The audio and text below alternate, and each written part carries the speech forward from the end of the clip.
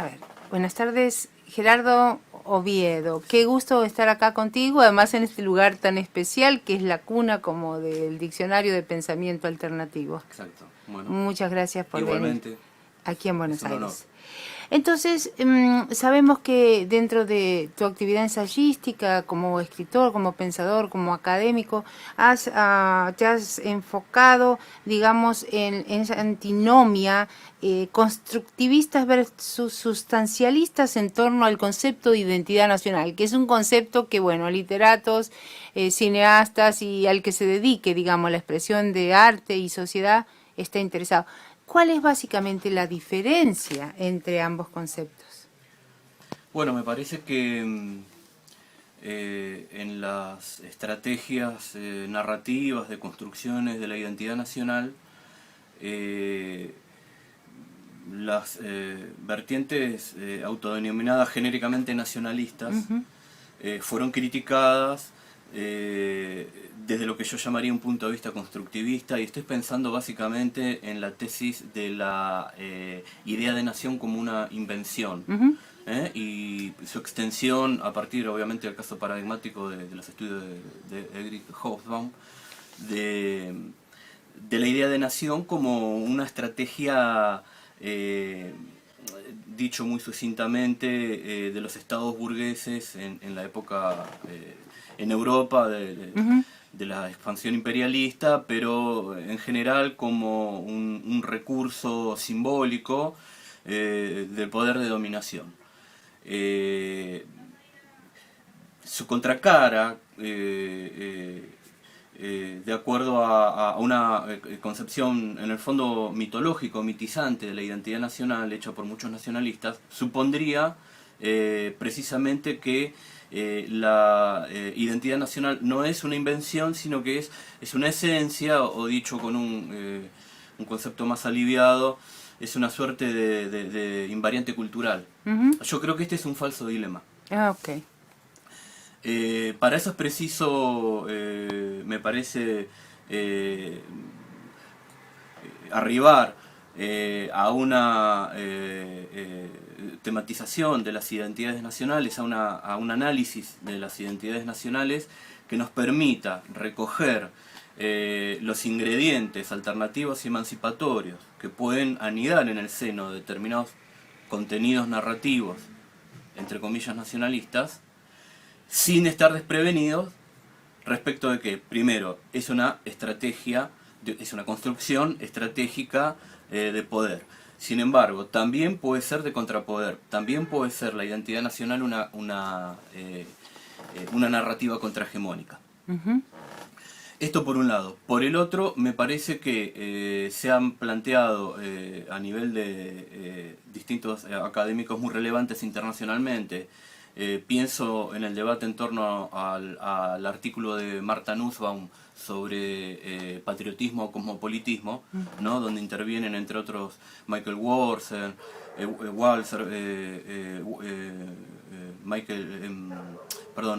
Wallerstein, Immanuel Wallerstein, Charles Taylor, que han planteado que la oposición entre patriotismo y cosmopolitismo en abstracto es un falso dilema. Entonces, me parece que no habría que decidirse sin más por un universalismo cosmopolita que viera en el patriotismo solamente una identidad cerrada y excluyente, homogeneizadora en el mal sentido, esto es, en el sentido de que se le imponen a minorías y a distintos sectores sociales un único patrón identitario.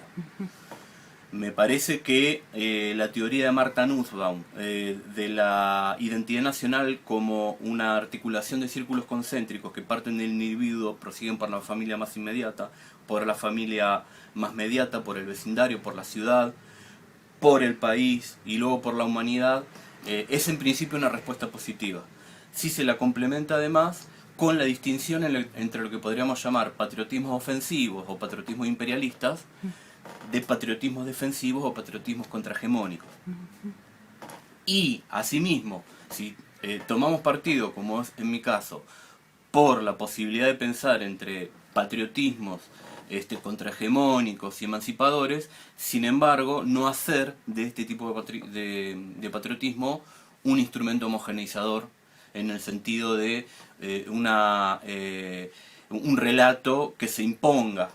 Ajá. ¿Sí? Sí, por ejemplo, bueno, para continuar con las preguntas, Sí, claro. en el caso cubano, sí, que se habla tanto de la homogenización, digamos, del proyecto de nación en el cual, si bien se tienen en cuenta, en fin, se supone que se tienen en cuenta a las negritudes, a las minorías sexuales, y sin embargo pareciera ser que no es tan así, o sea que hay un proyecto viril, un proyecto pues en cierta forma blanco y en cierta forma estatal, que estandariza un poco la imagen de nación. No sé qué opinión te merece al respecto.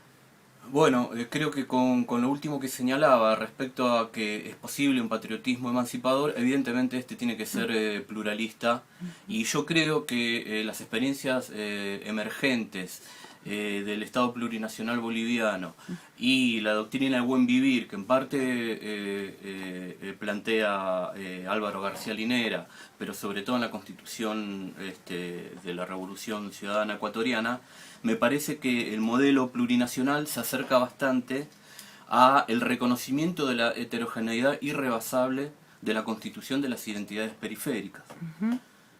Muy bien, por ejemplo, en el caso de Colombia, que conozco de cerca porque he vivido allí y estudié su historia y su literatura, hay como una incoincidencia, digamos, entre lo que son las naciones culturales afrodescendientes, indígenas, y el concepto territorial político fronterizo de nación, que es un concepto impuesto desde el centro, es un concepto blanco, ilustrado y decimonónico.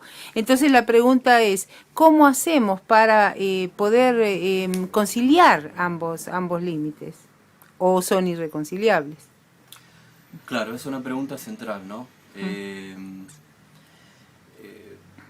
Yo insisto que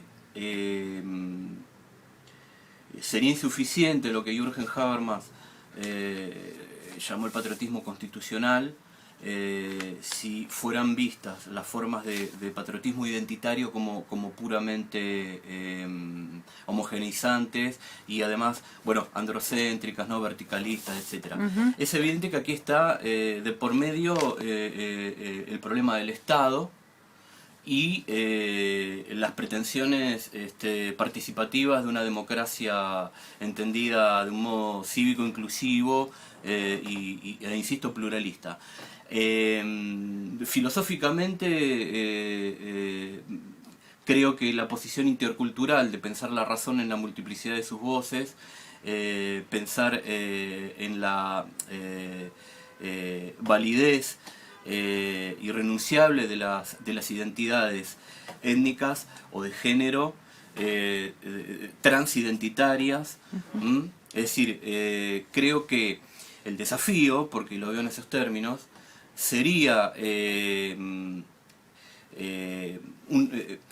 pensar una democracia patriótica contrahegemónica y sin embargo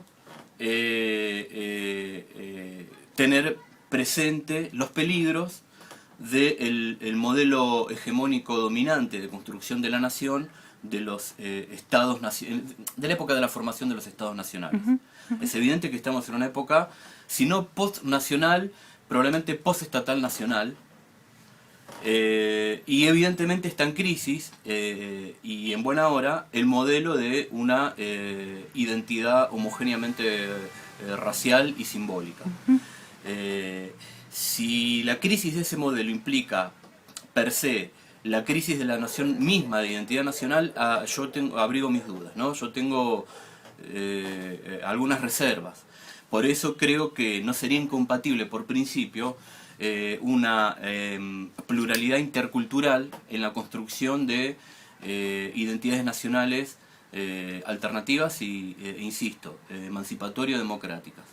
Y una última pregunta, ¿por qué el concepto de identidad nacional es parte del diccionario de pensamiento alternativo?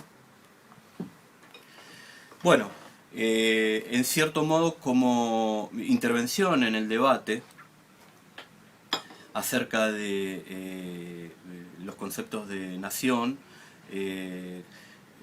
como invención o como comunidad imaginada, ¿no?, de Benedict Anderson, me parece que no habría problema, y creo que en el propio libro de Anderson, Comunidades Imaginadas, eso es un argumento en cierto modo que está flotando, o que está implícito, el aceptar que que un colectivo humano asuma una comunidad imaginada Ujú. en el contexto de la modernidad, de una sociedad secularizada, no es en sí mismo negativo, sino que tiene efectos negativos en la medida en que se imponga verticalmente desde un dispositivo estatal sobre una población que es heterogénea y que requiere desde abajo y no desde arriba ser reconocida en sus pretensiones identitarias. Esto por un lado. Por el otro, identidad nacional como categoría del pensamiento alternativo supondría un patriotismo antiimperialista. Y sería una identidad en la alteridad, es decir, en el reconocimiento del otro, siguiendo en gran parte la tradición de la filosofía de la liberación en sus múltiples corrientes. Podemos nombrar la ética de la liberación de Enrique Dussel, la moral de la emergencia de Arturo Roy, el pensamiento alternativo pensado con Arturo Roy y Hugo Biagini conjuntamente, prosigue muchos motivos fundamentales de la filosofía de la liberación, pero creo que en pos de categorías más localizadas, más sensibles precisamente a las diferencias y las alteridades en sus manifestaciones fácticas concretas.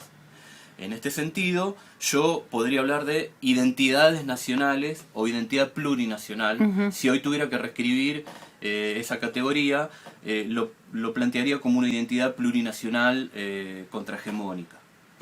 Ok, bueno, muchísimas gracias, Gerardo, muy interesante tu planteamiento y ahora nos pondremos a leer. Bueno, Muchas gracias. gracias a usted.